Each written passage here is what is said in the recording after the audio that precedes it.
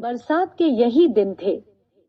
खिड़की के बाहर पीपल के पत्ते इसी तरह नहा रहे थे सागवन के स्प्रिंगदार पलंग पर, जो अब खिड़की के पास थोड़ा इधर सरका दिया गया। एक घाटन लड़की रणधीर के साथ लिपटी हुई थी।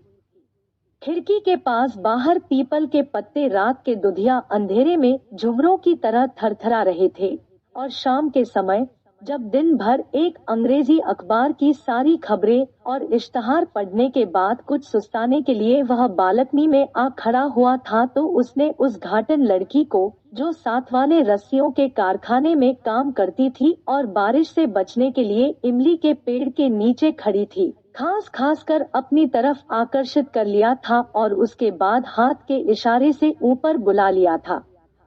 वह कई दिनों की बेहद तन्हाई से उकता गया था।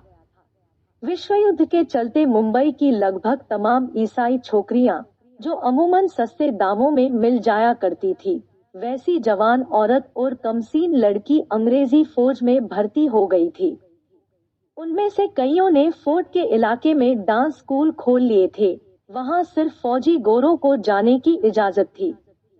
इन हालत के चलते रणधीर बहुत उदास हो गया था। जहां उसकी उदासी का कारण यह था कि क्रिश्चियन छोकरियां दुर्लभ हो गई थी, वहीं दूसरा यह कि फौजी गोरों के मुकाबले में कहीं ज्यादा सभ्य, पढ़ा लिखा और खूबसूरत नौजवान होने के बावजूद रणधीर के लिए फोर्ट के लगभग तमाम दरवाजे बंद हो चुके थे, क्योंकि उसकी चमड़ी सफेद नहीं थी। जंग के पहले रणधीर नागपाड़ा और ताजमहल होटल की कई मशहूर क्रिश्चियन छोकरियों से जिस्मानी रिश्ते कायम कर चुका था। उसे अच्छी तरह पता था कि इस किस्म के संबंधों के आधार पर वह उन क्रिश्चियन लड़कों के मुकाबले क्रिश्चियन लड़कियों के बारे में कहीं ज्यादा जानकारी रखता था, जिनसे ये छोकरियां फैशन के तौर पर रोमांस लड़ाती है और बाद में उन्हीं में से किसी बेवकूफ से शादी कर लेती है। रणधीर ने महज हेजल से बदला लेने की खातिर उस घाटन लड़की, जो अलहड़ मस्त जवानी से भरी हुई जवान लड़की थी, को ऊपर बुलाया था। हेजल उसके फ्लैट के नीचे रहती थी। वह रोज सुबह वर्दी पहनकर कटे हुए बालों पर खाकी रंग की टोपी तिरछे कोण से जमा कर बाहर निकलती थी और ऐसे बांकापन से चलती थी जैसे फुटपाथ पर चलने वाले सभी लोग टाट की तरह उसके कदमों में बिछते चले जाएंगे। रणधीर सोचता था कि आखिर क्यों वह उन क्रिश्चियन छोकरियों की तरफ इतना ज्यादा रिझा हुआ है। इसमें कोई शक नहीं कि वे मंचली लड़कियां अपने जिस्म की तमाम दिखाई जा सकने वाली चीजों की नुमाइश करती है। किसी किस्म की झिझक महसूस किए बगैर मंचली लड़की अपने कारनामों का जिक्र कर देती है, अपने बीते हुए पुराने रोमांसों का हाल सुना देती है। यह सब ठीक है, लेकिन किसी दूसरी जवान औरत में भी ये खूबियां हो सकती है। रणधीर ने जब घाटन लड़की को इशारे से ऊपर बुलाया था, तो उसे इस बात का कतई अंदाज नहीं था कि वह उसे अपने साथ सुता भी लेगा। वह तो इसके वहां आने के थोड़ी देर के बाद उसके भीगे हुए कपड़े देखकर यह शंका मन में उठी थी कि कहीं ऐसा न हो कि बेचारी को निमोनिया हो जाए। सो रणधीर ने उससे कहा था, ये कपड़े उतार दो, सर्दी लग जाएगी। वह रणधीर की इस बात का मतलब समझ गई थी। उसकी आंखों में धर्म के ताल डोरे तैर गए थे। फिर भी जब रणधीर ने अपनी धोती निकाल कर दी, तो कुछ देर सोचकर अपना लहंगा उतार दिया, जिस पर मेल भीगने के कारण और भी उभर आया था। लहंगा उतारकर उसने एक तरफ रख दिया और अपनी रानों पर जल्दी से धोती डालती। फिर उसने अपनी भीची भीची टांगों से ही चोली उतारने की कोशिश की, जिसके दोनों किनारों को मिलाकर उसने एक गांठ दे रखी थी। वह गांठ उसके तंदुरुस्त सीने के नन्हे लेकिन सिमटे गड्ढे में छिप गई थी। कुछ देर तक वह अपने घिसे हुए नाखूनों की मदद से चोली की गांठ खोलने की कोशिश करती रही, जो भीगने के कारण बहुत ज्यादा मजबूत हो गई थी। जब थक हार के बैठ गई, तो उसने मर्थी में रणधीर से कुछ कहा, जिसका मतलब यह था, मैं क्या करूं, नहीं निकलती। रणधीर उसके पास बैठ गया और गांठ खोलने लगा। जब नहीं खुली तो उसने चोली के दोनों सिरे दोनों हाथों से पकड़कर इतनी जोर का झटका दिया कि गंध सरसराती सी फैल गई और इसी के साथ दो धड़कती हुई छातियां एकाएक उजागर हो गई। क्षण भर के लिए रणधीर ने सोचा कि उसके अपने हाथों से उस घाटन की लड़की के सीने पर नर्म नर्म गुंथी हुई मिट्टी को कमाकर कुम्हार की तरह दो प्यालियों की शक्ल बना दी है। उसकी भरी भरी सेहतमंद उरोजों में वही धड़कन, वही गोलाई, वही गरम गरम ठंडक थी जो कुम्हार के हाथ से निकले हुए ताजे बरतनों में होती है। मटमैले रंग की उन कुंवारी और जवान औरत की उरोजों ने एक अजीब किस्म की चमक पैदा कर दी थी जो चमक होते हुए भी चमक नहीं थी। उसके सीने पर ये उभार दो दिए मालूम होते थे जो तालाब के गंदेले पानी पर जल रहे होने का आभास दे रहे थे। बरसात के यही दिन थे। खिड़की के बाहर पीपल के पत्ते इसी तरह कंपा रहे थे। उस घाटन लड़की के दोनों कपड़े जो पानी से सराबोर हो चुके थे एक गंदेले ढेर की सूरत में फर्श पर पड़े थे और वह घाटन की नंगी लड़की रणधीर के साथ चिपटी हुई थी।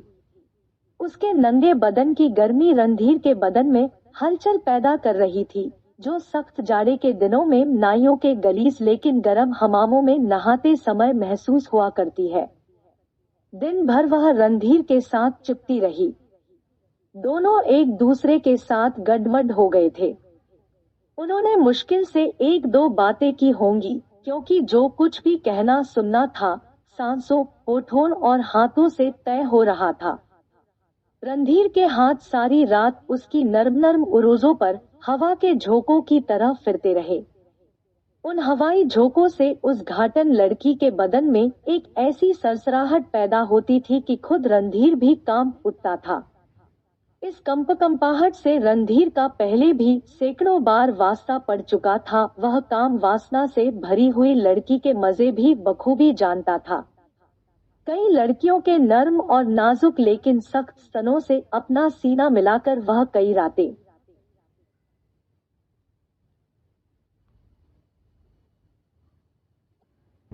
गुजार चुका था। वह ऐसी बिल्कुल अल्हड़ लड़कियों के साथ भी रह चुका था जो उसके साथ लिपटकर घर की वे सारी बातें सुना दिया करती थी जो किसी गैर कानों के लिए नहीं होती। वो ऐसी कमीनी लड़की से भी जिस्मानी रिश्ता कायम कर चुका था जो सारी मेहनत खुद करती थी और उसे कोई तकलीफ नहीं देती थी। उसे कई सामाजिक रूप से बदचलन लड़की और बदचलन औरत का भी अनुभव था जिसे वह बहुत ही रूहानी मानता था। लेकिन यह घाटन की लड़की जो इमली के पेड़ के नीचे भीगी हुई खड़ी थी और जिसे उसने इशारे से ऊपर बुला लिया था बिल्कुल भिन्न किस्म की लड़की थी।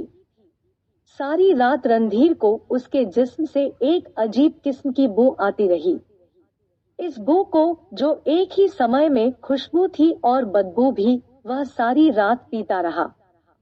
उसकी बगलों से, उसकी छातियों से, उसके बालों से, उसकी चमड़ी से, उसके जवान जिस्म के हर हिस्से से यह जो बदबू भी थी और खुशबू भी रणधीर के पूरे शरीर में बस गई थी।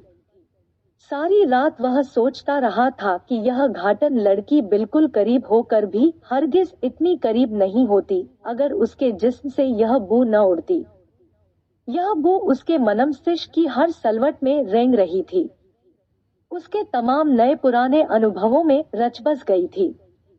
उस बू ने उस लड़की और रणधीर को जैसे एक दूसरे से एकाकार कर दिया था। दोनों एक दूसरे में समा गए थे, उन अनंत गहराइयों में उतर गए थे जहां पहुंचकर इंसान एक खालिस इंसान की संतुष्टि से सरबोर होता है। ऐसी संतुष्टि जो क्षणिक होने पर भी अनंत थी, लगातार बदलती हुई होने पर भी दृढ़ और स्थायी थी। दोनों एक ऐसा जवाब बन गए थे जो आसमान के नीले शून्य में उड़ते रहने पर भी दिखाई देता रहे। उस बू को जो उस घाटन लड़की के आंगन से फूट रही थी रणधीर बखूबी समझता था, लेकिन समझे हुए भी वह इनका विश्लेषण नहीं कर सकता था। जिस तरह कभी मिट्टी पर पानी छिड़कने से सोंधी सोंधी बू निकलती है, लेकिन नहीं, वह बू कुछ और ही तरह की थी। उसमें लेवेंडर और इत्र की मिलावट नहीं थी, वह बिल्कुल असली थी, औरत और मर्द के शारीरिक संबंध की तरह असली और पवित्र। रणधीर को पसीने की बू से सख्त नफरत थी। नहाने के बाद वह हमेशा वगलों वगैरह